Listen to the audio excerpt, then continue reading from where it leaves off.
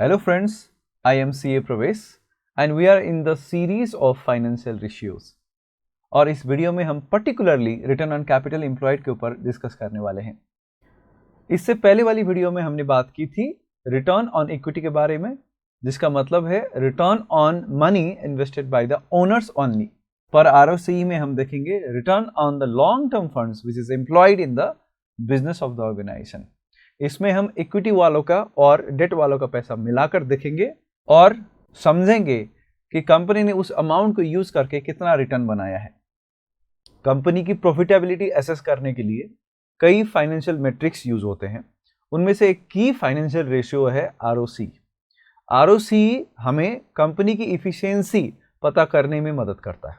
Company investors का पैसा use करके कितना रिटर्न बना पा रहा है, उस चीज की कैलकुलेशन के लिए हम रिटर्न ऑन कैपिटल एम्प्लॉयड वाली रेशियो को यूज करते हैं।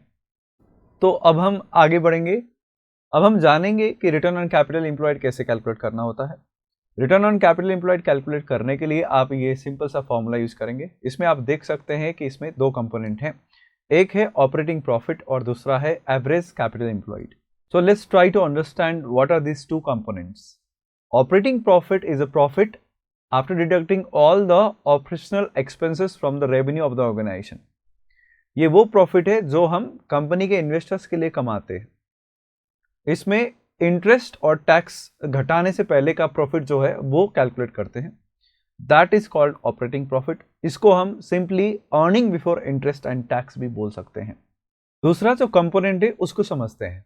कैपिटल एम्प्लॉयड का मतलब होता है वो सारा पैसा जो कंपनी के प्रॉफिट जनरेशन के लिए यूज होता है, कंपनी के ऑपरेशनल पार्ट के लिए यूज होता है। तो वो सारा लॉन्ग टर्म फंड्स को हम मिला के बोलते हैं capital employed of the organisation. इसमें इक्विटी वालों का पैसा यानी कि कॉमन स्टॉक होल्डर्स का पैसा और प्रेफर्ड स्टॉक होल्डर्स का पैसा including long term debt holders का पैसा हम ऐड करते हैं। उसके बाद कंपनी ने नॉन ऑपरेशनल सेगमेंट में जहां जहां इन्वेस्ट किया है, कंपनी का जो प्राइम ऑब्जेक्टिव है उससे बाहर जाके जो इन्वेस्ट किया है, वो सारे नॉन ऑपरेशनल एसेट्स को हम क्या कर देंगे, माइनस कर देंगे। तो इससे बनता है हमारा कैपिटल एम्प्लॉयड। सो सिंपल सा ये फॉर्मूला देख के आप कैलकुलेट कर सकते हो the capital employed of the organisation. पर आपने ROCE का फॉर्मूला में आपने देखा था कि डिनोमिनेटर में हमने कैपिटल एम्प्लॉयड नहीं लिखा था, डिनोमिनेटर में हमने लिखा था एवरेज कैपिटल एम्प्लॉयड। इसका मतलब क्या है, ओवर द ईयर कंपनी ने ऑन एन एवरेज कितना पैसा इन्वेस्ट किया है अपने ऑपरेशनल पार्ट के लिए। तो ऑन एन एवरेज कैलकुलेट करने के लिए जनरली एनालिस्ट क्या करते हैं, साल के शुरुआत में कितना पैसा लगा था वो, साल के अंत में कितना पैसा दिख रहा है कंपनी के अंदर इन्वेस्ट किए हुए, वो उसको जोड़ के सिंपल एवरेज करके दिखा देते हैं। इसके और भी बहुत सारे तरीके हैं, बट हम ये सिंपल कैलकुलेशन करके एवरेज कैपिटल एम्प्लॉयड कैलकुलेट कर सकते हैं। तो इसका फॉर्मूला क्या बना, opening capital employed plus closing capital employed divided by 2। इससे हमें सिंपल एवरेज कैपिटल एम्प्लॉयड मिल जाता है। As you can see on the screen, in income statement we can see all this details. सबसे ऊपर आपको दिख जाएगा सेल्स, सेल्स में से घटेगा वेरिएबल कॉस्ट, वेरिएबल कॉस्ट घटाने के बाद आपको मिल जाएगा कंट्रीब्यूशन मार्जिन। जैसे कि हमारे पास सेल्स है 100 मिलियन, 100 मिलियन में से वेरिएबल कॉस्ट है 50 मिलियन, उसके बाद जो बचेगा 50 million, that is called contribution margin. उसके बाद जितनी भी ऑपरेशनल फिक्स कॉस्ट है, जैसे रेंट हो गया, सैलरी हो गया, कंपनी के अदर रेगुलर बिल्स हो गए, तो ये सारे ऑपरेशनल फिक्स कॉस्ट घटाने के बाद जो आपको मिल जाएगा that is called operational profit, यानी कि earning before interest and tax. Interest is financial fix cost, ठीक है। तो उसके बाद हम जो डिडक्ट करेंगे that is interest expenses. Interest expenses घटाने के बाद हमें क्या मिल रहा है दोस्त, हमें मिल रहा है प्रॉफिट बिफोर टैक्सेस। अब गवर्नमेंट भी आ जाता है बीच में, government has stake in the company, government will ask for example 20% of profit before tax, so we have to pay this amount to the government which will be 7 million. Now after deducting this 7 million we will get profit after tax. So profit after tax कितना बना, 28 million. ये जो पैसा है ये company ने किसके लिए कमाया, ओनर्स के लिए कमाया। और ओनर्स में सबसे पहले किसको देगा पैसा, प्रेफर्ड वालों को देगा। प्रेफर्ड वालों को कितनी % कमिटमेंट है, 16% ऑन देयर इन्वेस्टमेंट। तो प्रेफर्ड वालों का पैसा है 50 मिलियन, 50 मिलियन का 16% कितना होता है? 8 मिलियन। तो 8 मिलियन सबसे पहले किसको दिए जाएंगे? प्रेफर्ड वालों को दिए जाएंगे। उसके बाद जो पैसा बचेगा that is earning which is available for the equity share holders. This is the detail of income statement. अब हमें जानना है कि कंपनी ने किसके लिए कितना पैसा कमाया। तो सबसे पहले नीचे से शुरू करते हैं। जो 20 मिलियन पैसा है वो कंपनी ने किसके लिए कमाया? ये कंपनी ने कमाया इक्विटी शेयर होल्डर्स के लिए। तो ये जो 20 मिलियन रुपीस है, ये 20 मिलियन रुपीस कंपनी ने इक्विटी शेयर होल्डर्स के लिए कमाया। और इक्विटी शेयर होल्डर्स ने कितना पैसा लगाया था? इक्विटी शेयर होल्डर्स ने पैसा लगाया था 80 और 20 million, that is 100 million. Equity share holder ने पैसा लगाया था 100 मिलियन। तो कंपनी ने 20 मिलियन कमाया कितने पैसों को यूज करके? 100 मिलियन को यूज करके। तो ये बना कितना? This becomes 20%। इसको हमने प्रीवियस वीडियो में देखा था। इसको बोलते हैं return on equity share holders fund. This is called return on equity share holders fund. ठीक है, अब देखते हैं कंपनी ने कॉमन स्टॉक होल्डर का पैसा और प्रेफर्ड स्टॉक होल्डर का पैसा यूज करके कितना कमाया। यानी कि ये सारा पैसा यूज करके कंपनी ने कितना कमाया। ये सारा पैसा जो है वो है, अगर 50 मिलियन अगर आप यहाँ पे ऐड कर देते हैं तो 50 मिलियन ऐड करके ये बना 150 मिलियन। ठीक है, ये 150 मिलियन क्या है? 150 मिलियन है ओवरऑल इक्विटी, यानी कि ओनर्स का पैसा, जिसमें हम कॉमन स्टॉक होल्डर का पैसा भी ऐड कर रहे हैं और प्रेफर्ड स्टॉक होल्डर का पैसा भी ऐड कर रहे हैं। तो इनके लिए कितना कमाया गया? इनके लिए कमाया गया 28 मिलियन। तो अगर आप 28 मिलियन को लेंगे, this is for the owners, और ओनर्स का पैसा 28 मिलियन लेंगे और ओनर्स का पैसा यूज करेंगे डिवाइड करने के लिए, कितना बना? 150, और ये 100 से मल्टीप्लाई कर देंगे तो ये आपको मिल जाएगा 18.67%। इसको हम बोलेंगे रिटर्न ऑन इक्विटी। इक्विटी मतलब दोनों के पैसा, common stock holder and preferred stock holder. अब बात करते हैं जो हमारा मेन सब्जेक्ट है आज इस वीडियो का, वो है return on capital employed. Capital employed में दोस्त सारे लॉन्ग टर्म फंड्स आते हैं। तो सारे लॉन्ग टर्म फंड्स का मतलब क्या बना? लॉन्ग टर्म फंड में क्या भी आ गया? डेट भी आ गया। तो ये सारे मिला के 150 मिलियन प्लस ये 50 मिलियन सब मिला के ये कितना बनेगा? 200 मिलियन। तो कंपनी ने कितना पैसा यूज किया एज अ कैपिटल?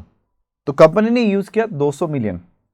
और डेट होल्डर्स के लिए और इक्विटी होल्डर्स के लिए कंपनी ने कितना पैसा कमाया? What is the money company has earn for all of them? That is 40 million.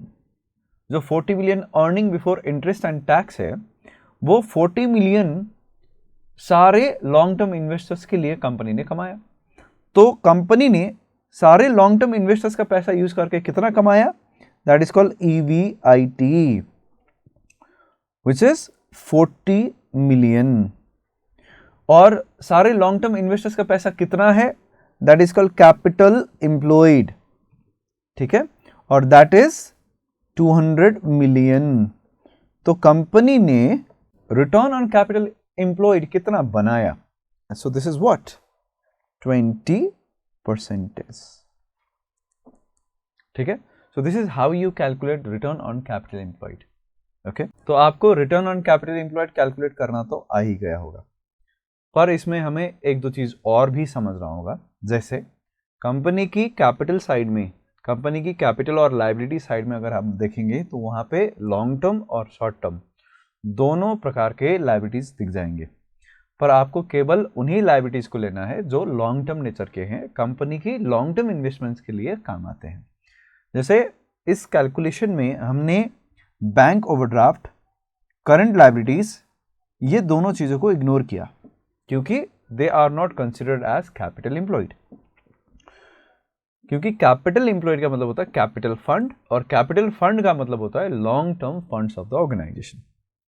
और दूसरी बात, इस एग्जाम्पल में मैंने सिंपल सा एक कैलकुलेशन किया है। इसमें मैंने एवरेज कैपिटल एम्प्लॉयड कैलकुलेट नहीं किया है।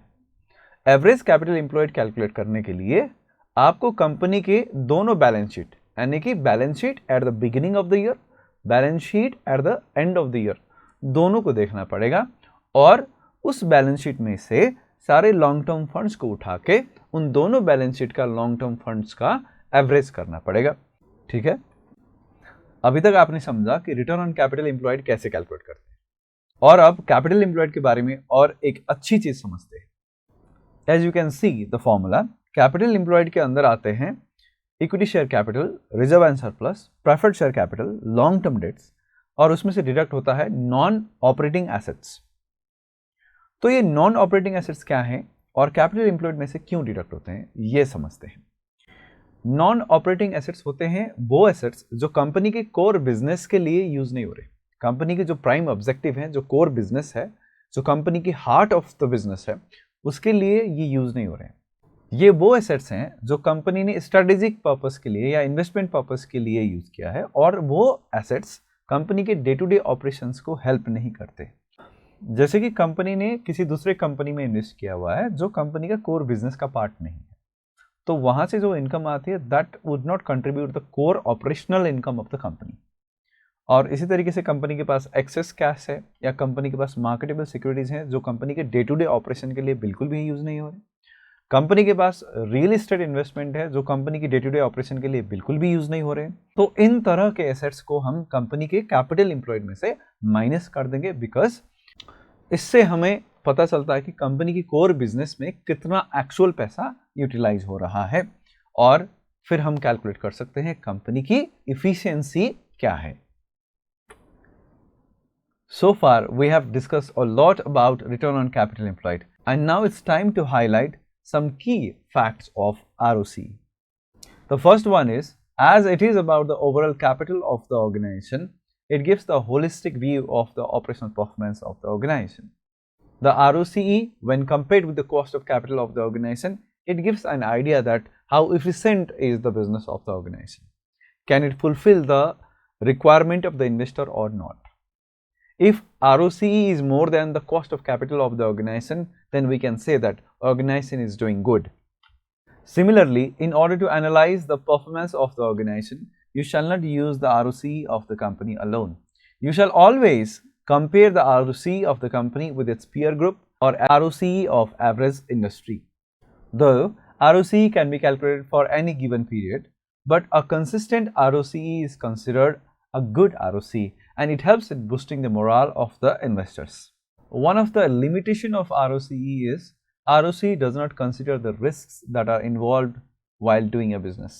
It is just a number which gives profit over the capital employed.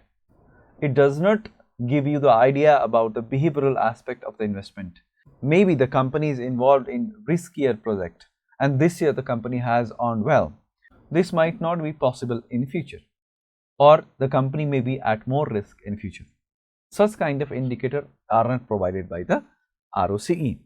Higher ROCE is considered good. Higher ROCE boosts the confidence of the investors and attract them towards the company. And last but not least, we would not recommend you to invest in a particular company as it has higher ROCE without relying on other factors that are there in the market, which may directly or indirectly affect the performance of the company in long run.